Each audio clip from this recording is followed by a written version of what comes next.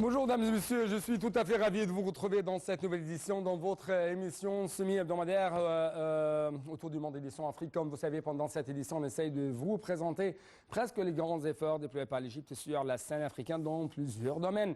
Très rapidement, aujourd'hui, nous allons vous proposer quelques déclarations faites hier par notre Premier ministre égyptien, Dr Moustapha Madbouli, en ce qui concerne les crises qui frappent le monde entier, notamment le continent africain, mais aussi quelles sont les solutions pour arriver à faire face à cette crise, mais aussi pour arriver à avoir une sorte d'intégration commerciale et économique entre les différents pays africains.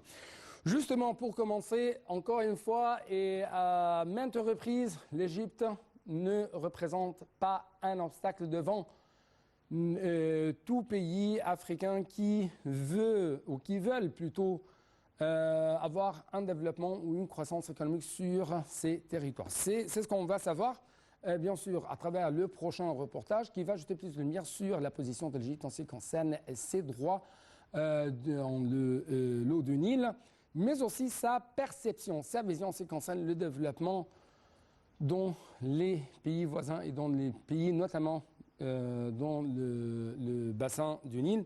Et ça, bien sûr, ça va être révélé à travers les déclarations faites par M. Sameh Shoukry en répondant à une question sur les mesures unilatérales de l'Éthiopie. Et ça, bien sûr, lors d'une conférence de presse tenue ici en Égypte, conjointement avec son homologue sud-africaine, Naldi Pandor. Les explications tout de suite avec notre collègue Marwa Arafa Chiboussela. L'Égypte s'intéresse et désire toujours parvenir à un accord contraignant sur le remplissage et l'exportation du grand barrage éthiopien de la Renaissance, conformément au droit international et à des négociations réalisant de manière équilibrée et juste les intérêts de toutes les parties. A ainsi répondu le ministre des Affaires étrangères, Sameh Shoukry, à une question sur les mesures unilatérales de l'Éthiopie lors d'une conférence de presse conjointe avec son homologue sud-africaine Naledi Pandor. L'Égypte compte entièrement sur le Nil dans ses provisions en eau, a dit Shoukry, soulignant la nécessité d'œuvrer pour assurer les intérêts du peuple égyptien à cet égard. Ceci n'empêche que nous cherchons toujours à communiquer et à coopérer. Nous avons affirmé dans de nombreuses occasions, par des actes et non seulement par des paroles, que nous voulons soutenir les frères en Éthiopie et estimons qu'il y a une opportunité pour la coopération bilatérale, trilatérale et collective pour profiter réciproquement et réaliser la sécurité et la stabilité, a fait savoir le chef de la diplomatie. L'Égypte continuera, par les moyens pacifiques et par les négociations, à tenter d'atteindre cet objectif. La tenue du comité conjoint égypto-sud-africain coïncide, a-t-il dit, avec la célébration de la Journée mondiale de l'Afrique et traduit l'intérêt qu'accordent les deux pays à la promotion du continent et au soutien des efforts qui y sont déployés en faveur du développement ainsi qu'à l'engagement à travailler dans le cadre de l'Union africaine. Nous garderons cette détermination à assurer tous les moyens permettant au continent d'assumer son rôle dans l'ordre international et de réaliser les aspirations des peuples africains, a fait savoir le ministre égyptien. À l'occasion de la Journée mondiale de l'Afrique qui coïncide avec l'anniversaire de la création de l'Union africaine, on trouve que, selon les explications de notre ministre égyptien des Affaires étrangères, Sameh Shoukry, les relations entre l'Égypte et sa profondeur africaine de son continent africain ont connu une forte dynamique ces dernières années, notamment à travers le soutien de notre président, à travers le soutien de la volonté politique de ce pays. Donc, les explications tout de suite. Les relations égypto-africaines ont connu une forte dynamique ces dernières années, soutenues par une volonté politique au plus haut niveau de promouvoir les relations avec les pays du continent dans les domaines économiques, commerciaux, sanitaires et d'investissement. C'est ce qu'a affirmé le ministère des Affaires étrangères dans un communiqué de presse publié à l'occasion de la Journée mondiale de l'Afrique qui coïncide avec l'anniversaire de la création de l'Union africaine. Ceci se traduit par la concertation continue pour réaliser l'intégration et l'unité face aux défis traditionnels et non traditionnels qu'affronte le monde contemporain, tout en s'appuyant sur une détermination solide de souder le rang africain face aux conflits qui prévalent dans les différentes régions du monde et à leur impact sur le développement des pays africains. L'Égypte poursuit ses concertations sur le plan bilatéral avec tous les États africains en ce qui concerne les préoccupations et les questions qu'ils affrontent collectivement et interagit avec les développements politiques et économiques que vit le monde. L'Égypte a engagé de nombreuses actions diplomatiques pour sauvegarder les droits du continent et ses acquis par le biais des visites croisées et des entretiens de haut niveau avec les pays africains, que ce soit dans un cadre bilatéral ou en marge de réunions d'organisations régionales, internationales ou africaines. L'Égypte a redoublé d'efforts pour renforcer les investissements conjoints et multiplier les échanges commerciaux avec les pays africains, notamment après l'entrée en vigueur de l'accord de la zone de libre-échange continentale africaine. Les urgences humanitaires en Afrique constituent une source de préoccupation permanente pour le continent. C'est ce qu'a déclaré en fait récemment le président de la Commission de l'Union africaine, Moussa Faki Mohamed. Donc pourquoi il a lancé de telles déclarations? C'est ce qu'on va savoir ensemble à travers le prochain reportage. L'urgence humanitaire en Afrique constitue une source de préoccupation permanente pour le continent. C'est ce qu'a déclaré le président de la Commission de l'Union africaine, Moussa Faki Mohamed. Moussa Faki Mohamed, qui s'adressait au sommet humanitaire extraordinaire et à la conférence des donateurs de l'Union africaine, a dit que les urgences humanitaires en Afrique étaient nombreuses, diverses et géographiquement dispersées. Il a précisé que dans les 15 pays membres de l'Union africaine les plus touchés, 113 millions de personnes attendaient une aide d'urgence en 2022. L'Est du continent et la Corne de l'Afrique accueillent actuellement 4,5 millions de réfugiés, dont plus de 75% ont été affectés par la réduction des rations alimentaires en 2021, a-t-il indiqué. En Afrique de l'Ouest et centrale, 58 millions de personnes étaient en situation d'insécurité alimentaire, ce qui constitue le niveau le plus élevé depuis 2016, a estimé le président de l'Union africaine. Il y a 2 millions de personnes déplacées à l'intérieur de leur propre pays en Afrique centrale. Ce chiffre représente une augmentation de 30% par rapport à 2020 et ne comprend pas les 5 millions de personnes déplacées dans le bassin du lac Tchad, a-t-il précisé. En Afrique, les crises économiques mondiales successives n'ont laissé à l'Afrique d'autre choix que d'accélérer le rythme de l'intégration continentale. En fait, c'est une déclaration tout à fait très importante, très précieuse dans un temps très critique que traverse le monde entier, notamment le continent africain. Et ce sont en fait des déclarations lancées, des messages lancés hier pendant la conférence. L'Égypte peut par l'industrie.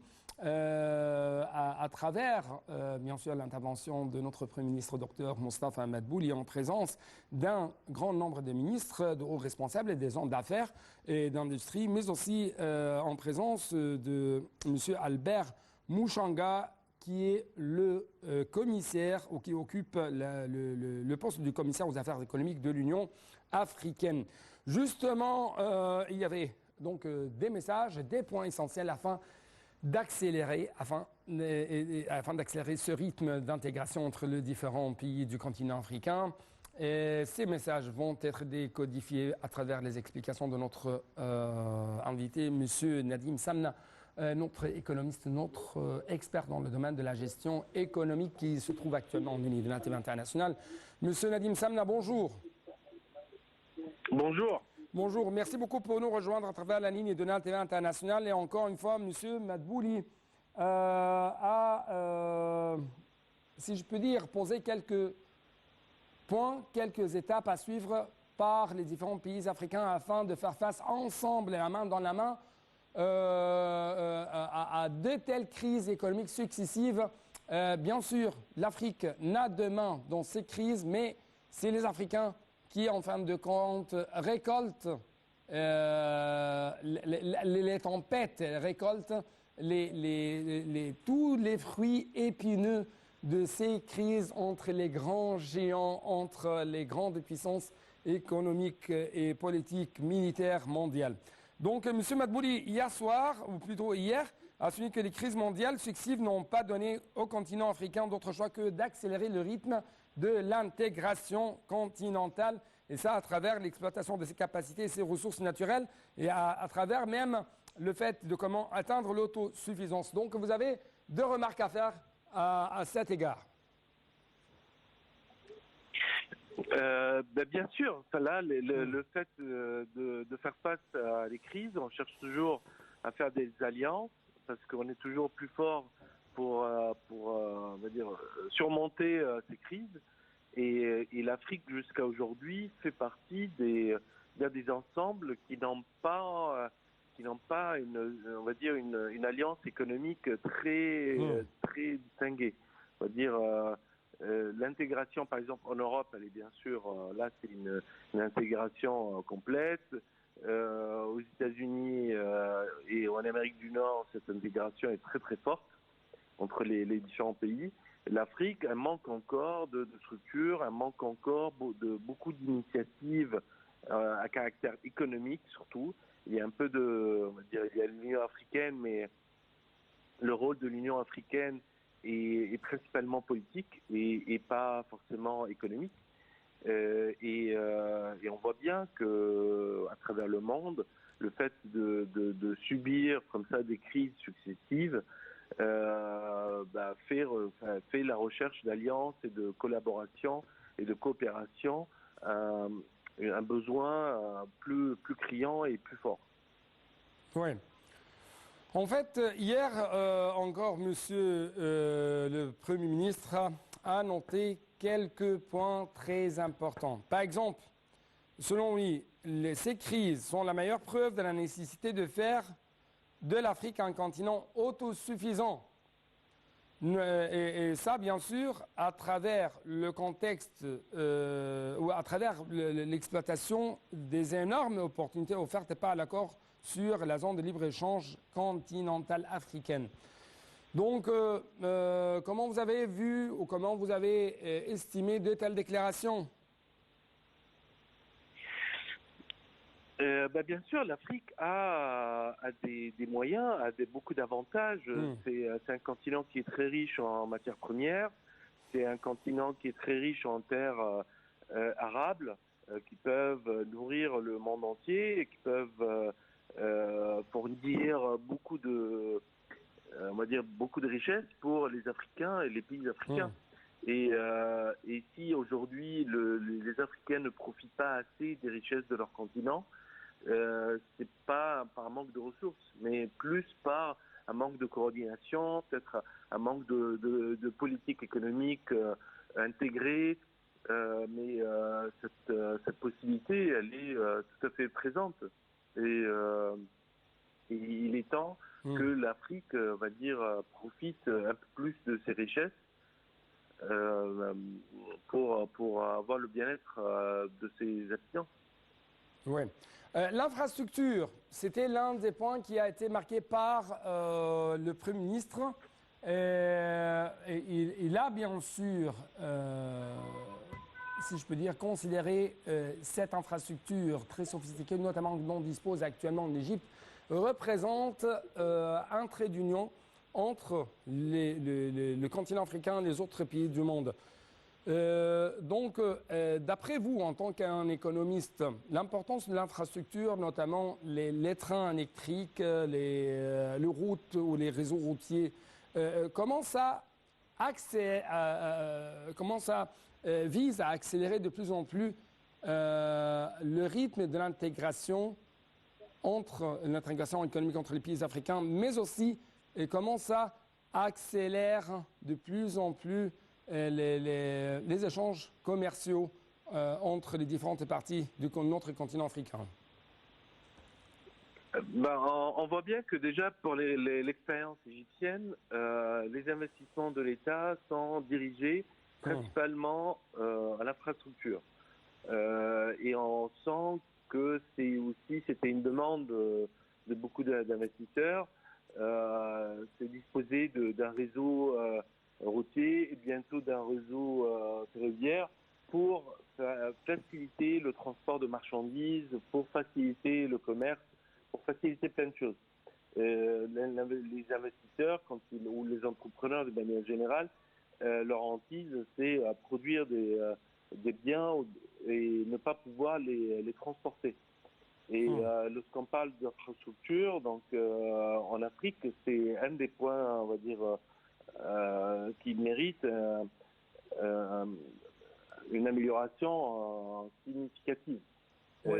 Il n'y a pas la route Alexandrie-Le Cap, oui. Ça fait partie des projets de très long terme. Et voilà, il y a quelques avancées, mais elle n'existe pas encore. Ouais, elle va faciliter le transport de marchandises entre les pays. Oui. Oui, est-ce que nous pouvons prendre une toute petite pause?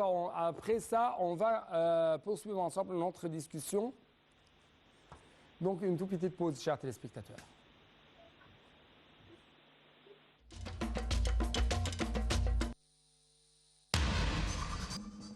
Donc, c'était à l'appel à la prière du midi, selon l'heure locale du Caire. On va donc, dans presque 3 minutes, poursuivre notre discussion en ce qui concerne l'importance d'avoir une sorte de données sur en ce qui concerne les industries implantées au niveau du continent africain. Donc, c'est l'un des points à commenter de la part de notre invité, M.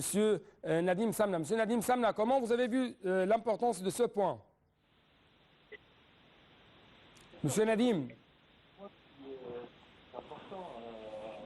On ne peut pas prendre une décision sans avoir des bases bien établies, de connaître bien, de s'en parler, l'étendue des problèmes. C'est ça qu'il faut toujours prendre une décision en sachant exactement on parle.